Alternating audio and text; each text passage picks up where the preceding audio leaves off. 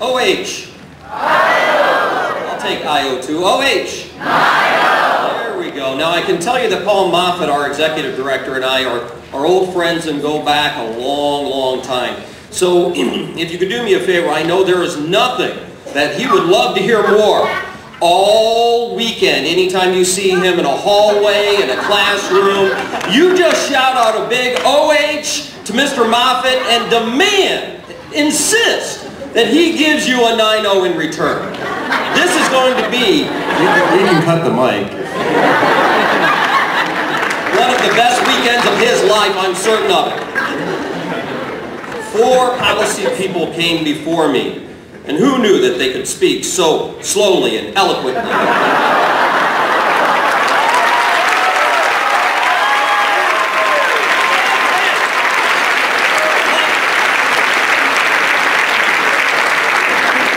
As you can guess, I'm not a policy person. But that's okay, don't hold it against me.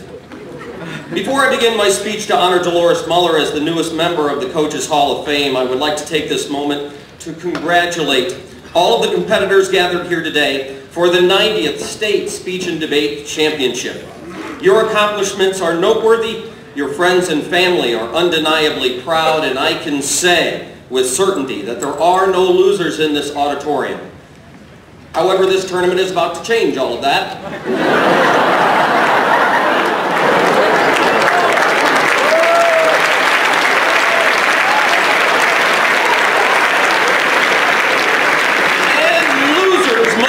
Will become.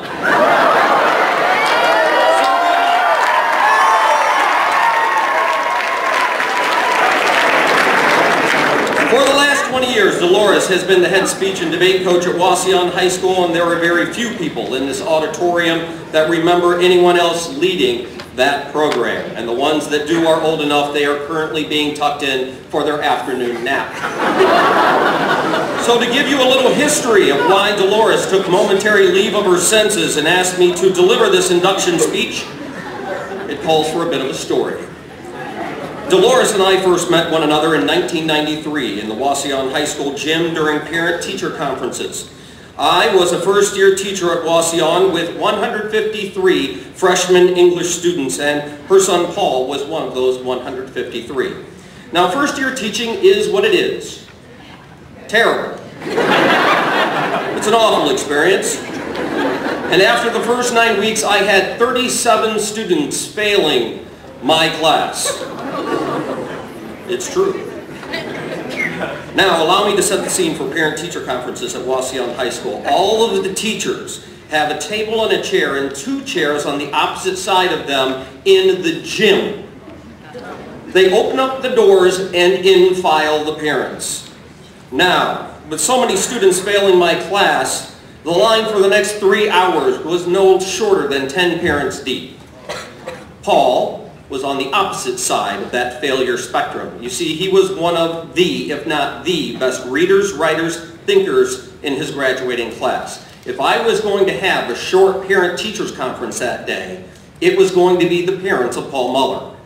Larry and Dolores Muller came in 20 minutes later. My next introduction to Dolores was the very next year in 1994. When after some salesmanship on my part, Joe Sevenick, my principal, and the Board of Education agreed to create 2 new coaching contracts for speech and debate at Wauseon. Of course, I heavily recruited Paul Muller. The kid was a superstar. And with him, Kate and Dolores. For the next 4 years, Dolores was my go-to parent. She did everything but drive the bus. And her family quickly became my family. Paul's sister Ginny was my first inherited speech daughter. And even though we haven't spoken in 20 years, when I had the chance to speak with her just last month on the phone, the years melted away. And it was a speech kid and her coach all over again. I'm sure you can identify. A special relationship, to be sure. In 4 quick years, the speech and debate program at Wauseon went from a dream to a strong team. 50 members strong, 2 district championships, and over 20 state qualifiers each year was the expectation. Not bad for a hick school with an enrollment of about 600 students. When the time came to go back to BGSU to earn my school counseling degree, my heart was breaking. You see, on the outskirts of Wasion, there's a sign that reads, Wasion, the city you'll take to heart. What a load of hooey, I thought in my first day. However, in my departure, tears. Never were there wiser words found on a country road than that sign. There was only one person that I wanted to take over the team that was returning a boatload of talent and some of my absolute favorite speakers, and her name was Dolores Muller. She's caring, steady, intellectual, insightful, detailed, you may even say persnickety. But despite her initial reluctance, she accepted. 20 years later, the coaches of the Ohio Speech and Debate Association decided to class up the stage a little bit and bring Dolores into their ranks. Dolores, I wanted to roast you today. I really, really did. But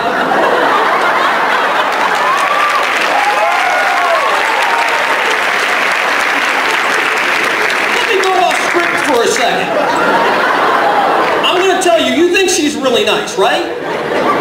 She threatened me with her kids, one who's a lieutenant colonel in the Air Force, and her daughter, and I can't even mention who she works for, who can locate my house and blow it up.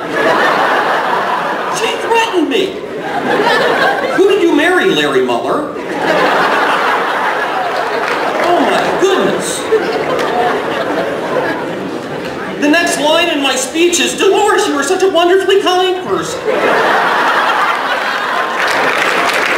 If I did take a dig at you, I look like the bad guy. Who wrote that? But the next line is very truthful. Dolores, I love you too much. I admire your poise and your passion, your quiet strength and your motherly guidance. Okay, maybe your grandmotherly guidance. Seriously, Dolores was around when rainbows were black and white, okay?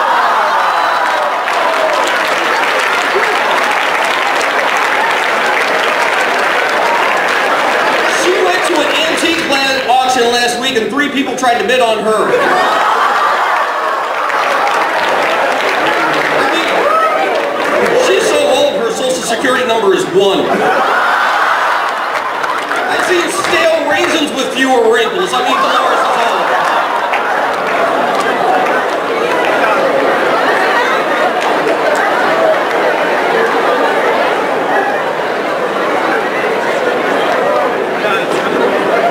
I wonder if my house is still standing. You know, when I asked Dolores what the highlights were of her coaching career, she admitted she regretfully never cut the list. But she enjoyed the opportunity to sit down and reflect. And her reflections were not made of championships. Great speakers such as national qualifier Jonathan Mondelli or Lily Baum or state champion Brendan Coast certainly made the list. But what I found most interesting, intriguing, and quite typical for Dolores was that it was the people whose lives she touched. That's what stood out the most. Attending weddings of speech team alums, receiving birth announcements of alums starting their families. To Dolores, that is what mattered the most. And sharing time with her assistant coach of 13 years, Jason Robinson, and that moment of their first national championship in Phoenix, Arizona. That is what mattered the most to Dolores. When I asked Ginny, our shared daughter, what does it mean having your mom enter the Hall of Fame? And she responded, my favorite speech memory involving my mom occurred during an overnight trip. It was late at night, and we were in a hotel. And I didn't know quite what room she was in, but I needed to talk to her about something. I walked down the hall very quietly, whispering, Mom, Mom. And from behind the door, a voice cracked open the door and said, yes, I'm your mom. I got to talk to her, and I was on my way back to my room. Now, it's not a very speechy memory, I'll give you that, but it is indicative of how Mom is so in tune with everyone's needs that she will go to great lengths to make sure that those needs are met. Whether it's running a speech one more time, or offering a comforting hug, or telling you to buck up and do your best because she has faith in you. Mom's undying confidence for her kids, both biological and in speech, is invaluable and earned her a spot in the Hall of Fame. I couldn't have said it better myself. Please, ladies and gentlemen, help me in welcoming my great friend, Dolores Muller, into the Coaches Hall. Thank you, Rick.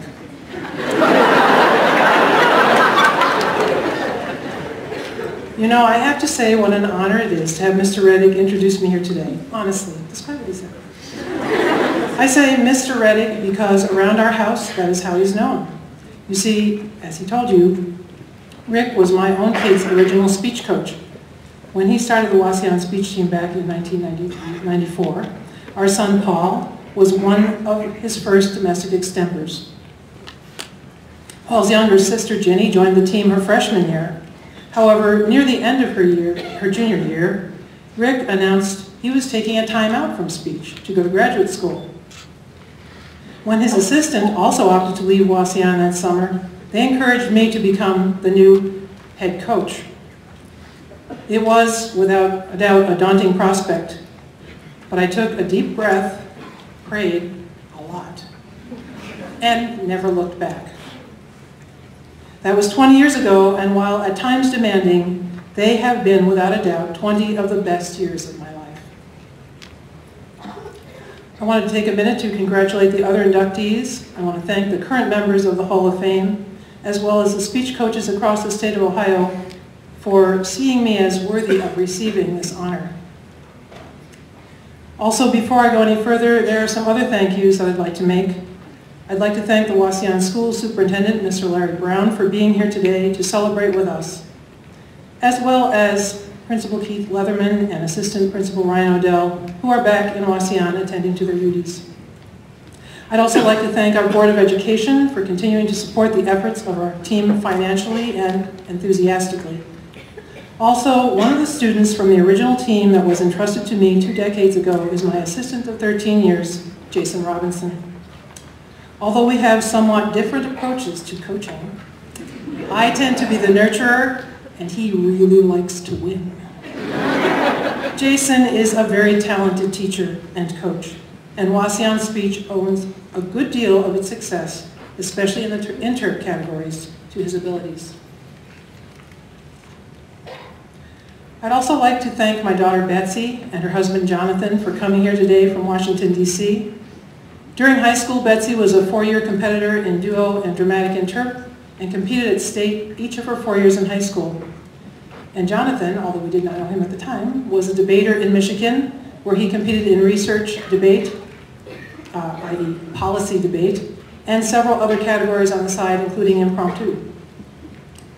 They represent our 4 children, or our other 4 children, I should say, all of whom were in speech and debate and are now scattered from coast to coast. Thank you for continuing to take an interest in what I do, even though your lives have moved on well beyond the competitive speech arena. And most of all, I would like to thank my husband Larry for his sense of humor, unflagging support through the last 20 years of my being a coach. A self-proclaimed speech widower, and yes, that's what he calls himself. He's up with me every Saturday morning, handing me a travel mug full of hot tea, a Cliff Bar for the road, reminding me of my rallying cry, I'll let him tell you that later, and then runs the errands, does the chores around home all day, and most often has a slow cooker of something tasty waiting when I come home at night. And you have to appreciate I can see our house from the bus lot. So I always know that that's waiting for me, and the kids have gotten used to me saying, have your rides ready, I want to go home and eat. He's always been there to listen patiently to the ups and downs of this activity, probably more than he wish he had to, that we all love. And for that and his boundless love, I am most grateful.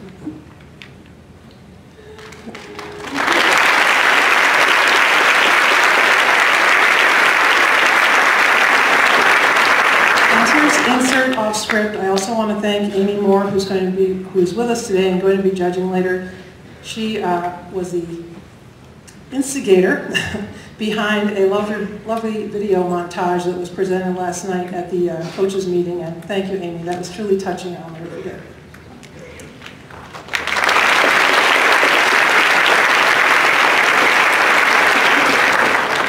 While thinking about what I wanted to say to you all today, I found myself considering the spoken word and the power it possesses. For while it is said that the pen is mightier than the sword, the right word, spoken in the right way and at the right time, can have incalculable power. But why are our words so important anyway? And why should we weigh them and the impact they can have so carefully before they are spoken? We all talk, and those of you involved in speech talk a lot.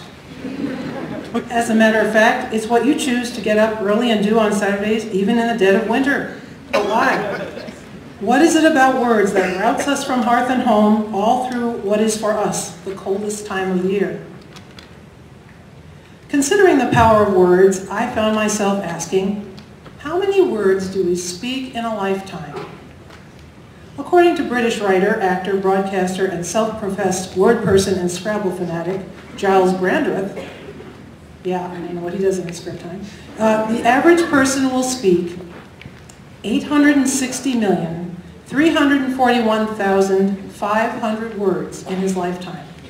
And some of you, I'm sure, will have that beat. To put that figure into perspective for you, that is the equivalent of the entire text of the complete 20-volume Oxford English Dictionary, more than 14.5 times over. Or the King James Bible, Old and New Testament, more than 1,100 times over. Now there are two ways that we can think about this statistic. One, that talk is cheap and can afford to be squandered. And two, that we have over 860 million opportunities to utter words for the betterment of those upon whose ears they fall. 860 million chances to improve the world and the situations in which we find ourselves. 860 million opportunities to say the right thing in the right way that will break down or build up, hurt or heal, curse or bless. We can no doubt each think of times when our words might have been better chosen or more eloquently spoken. But as the individuals who have the unique opportunity at this point in history to be the leaders in the market of the spoken word, it is incumbent upon us that we choose to speak the words that will promote growth and understanding in our world, rather than hatred and divisiveness. Now, I want you to take a moment to think back to the first words you uttered today. Have you got them?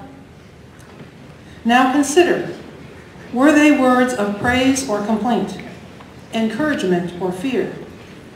Did they promote understanding of those around you or confusion? Now, I know that perhaps not everything we say has a lasting impact. Some of the things we say are to answer a question or supply needed information.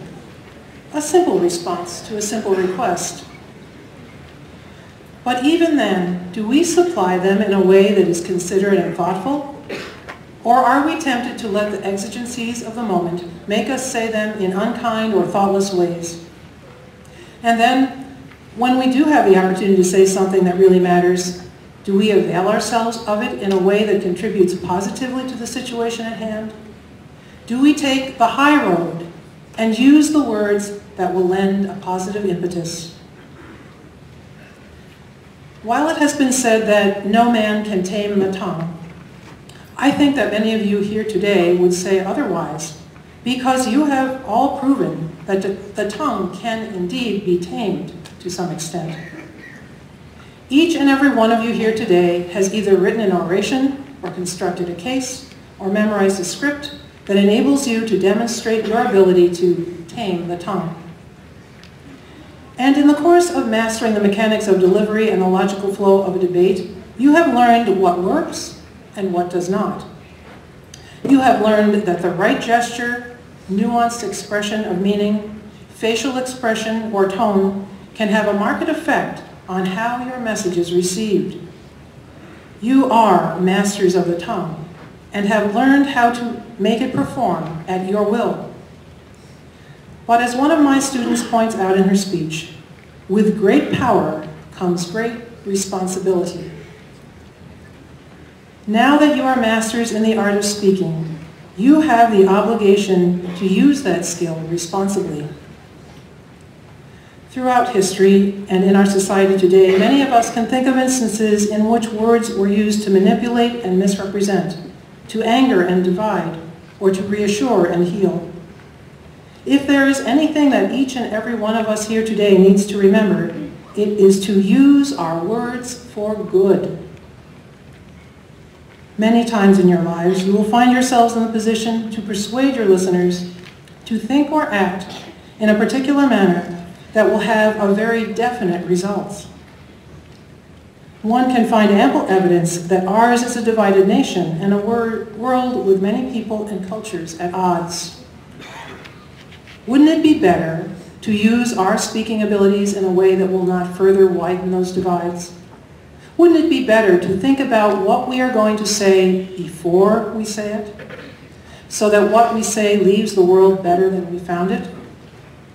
Don't we want to be counted among the people whose words encourage better understanding and lead to the resolution of problems rather than the escalation of them? That you are here today leads me to believe you do.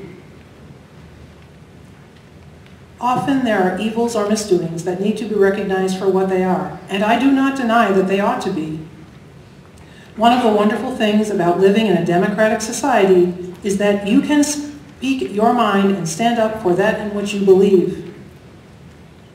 In advocating the use of our words for good, I'm not saying that we need to be doormats for everyone and that we can never speak up for what we truly feel is right.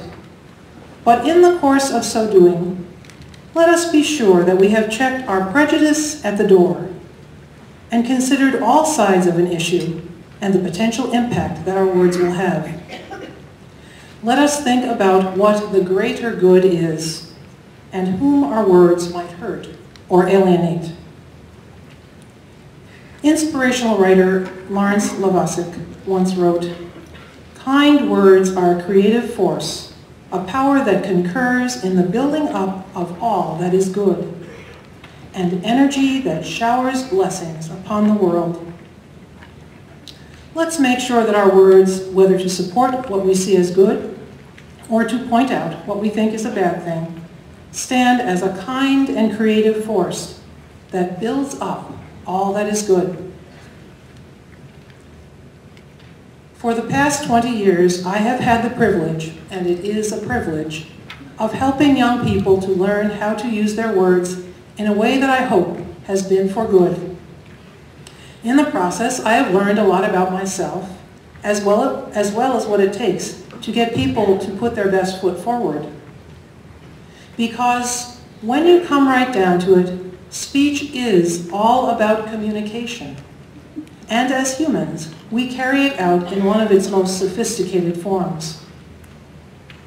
So doesn't that mean we should be using it effectively to break down barriers and build bridges of goodwill and better understanding? That is what I challenge each of you to do here this weekend, and what I hope you will take away from this activity long after you have moved forward to wherever your illustrious lives lead you. Thank you.